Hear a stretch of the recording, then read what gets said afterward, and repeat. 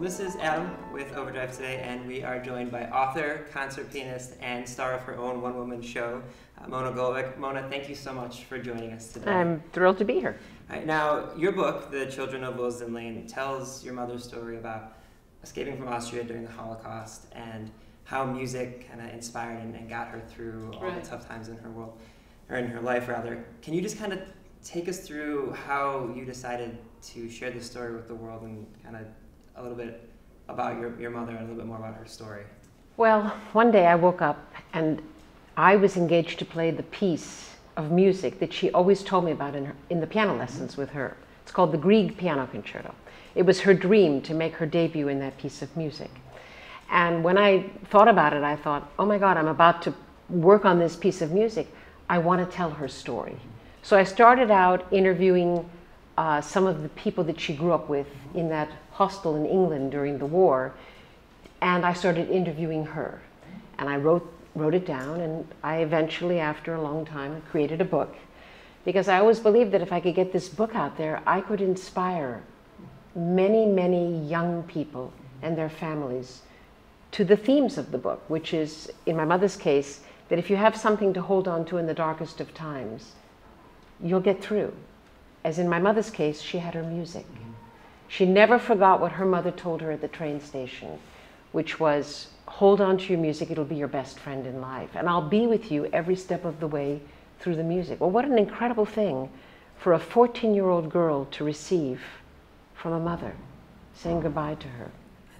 I can't even imagine the strength that must have taken, not only to be 14 in that situation, but with everything going on around her, to be able to remember that it's such a moving piece of advice, and then to be able to pass it down to her family members. And actually, I remember seeing it in a Wall Street Journal article that you mentioned, this piece of music that you were working on, that your mother was working on. It's just to be able to bring that to everyone is just incredible. And then speaking of the musical part of it, did you always have in your mind that you wanted to bring this to a stage one day, or did that just kind of feel like a natural progression? You know, when I first brought the book to the publishing house and the folks that really fulfilled the dream and brought this out in the world, I brought it to them through the music.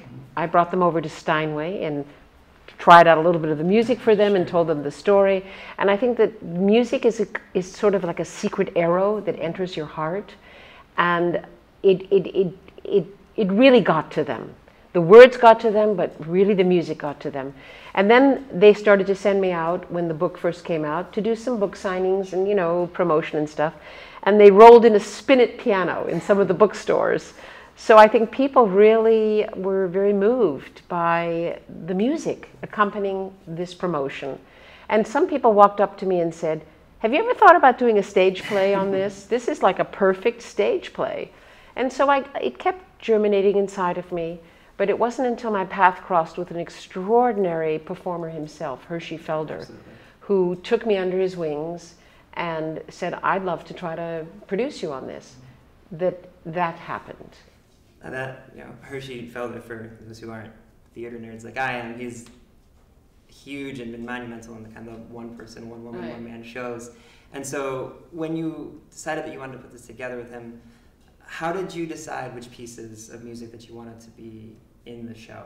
The music was very carefully chosen because it was the music of my mother. The Clair de Lune that she thought about when she was on that train and saw the moonlight coming through the turning of the windmills. The Moonlight Sonata, which was the last piece that she worked with with the teacher, which is a very dark piece. When you really listen to it, it kind of connotes an old world that is lost to all of us.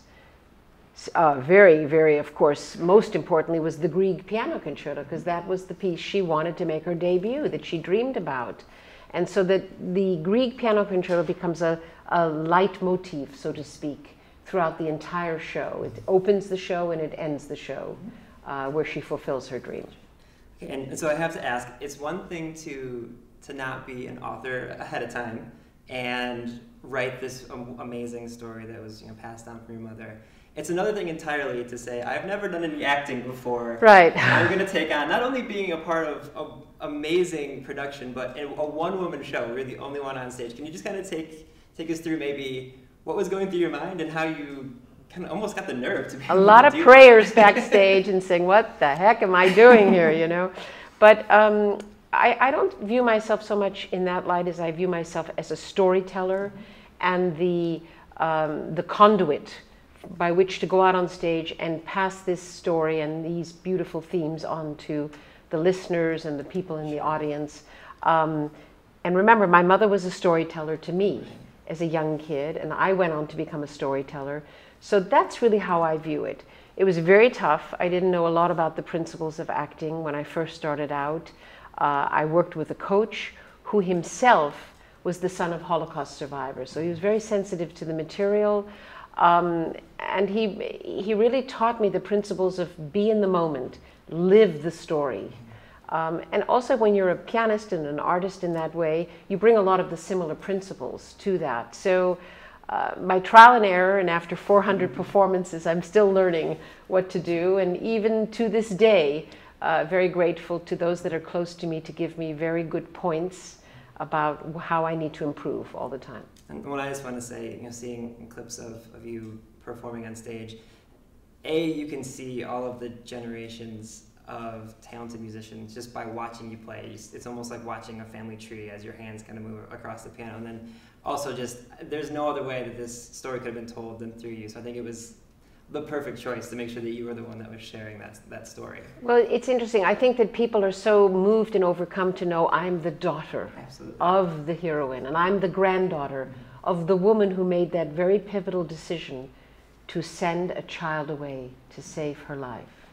And so in the future, I would hope that there will be many young Monas going out there, and you know, I can't do this forever, sure, that will spread this story and spread the themes of this story. But for right now, it's me and the piano out there on stage. And speaking of, you know, children and kind of the youth, you've started the Hold On to Your Music Foundation, which is, you know, from your mother's, you know, phrase that she always kind of instilled upon you. Can you just talk about the foundation and how you're trying to reach students with it? The most important part of the work here that I feel is that I have the opportunity to inspire young people through this story. And so we created this foundation by which we could get the books out there to schools and to teachers at a strongly reduced rate. And through the foundation, I go into different cities. I do large citywide reads where the students are bussed in to see the performance of the play after they've studied the book. And teachers do professional development with the Shoah Foundation and Facing History and ourselves. So basically we created this so that we could spread the themes and the message of my mother. And if there is one thing, because as you mentioned, you know, children and students all across the country are studying your story and, you know, this wonderful tale. If there's one thing that you would want students to take away from the book, what would it be? That I would hope that this book, as in the words of a beautiful young girl that I met 2 weeks ago in San Francisco that had read the book and came up to me to tell me, I would hope that this book would inspire an individual not to think about the choice of profession that they want to take on when they grow up, but the kind of person that they want to be, the kind of person that makes this world a better place. That's a perfect sentiment. I do want to tell our listeners here, Mona's title, The Children of Losing Lane, is available for libraries and schools all across the country through OverDrive, through your public libraries, and through your school's digital library. And if you're in the Cleveland area, she is performing at Playhouse Square at the Allen Theater now through March 21st. Is that correct? So be sure to check out this unbelievable tale. And thank you so much for your time today and for joining us here at OverDrive. My pleasure.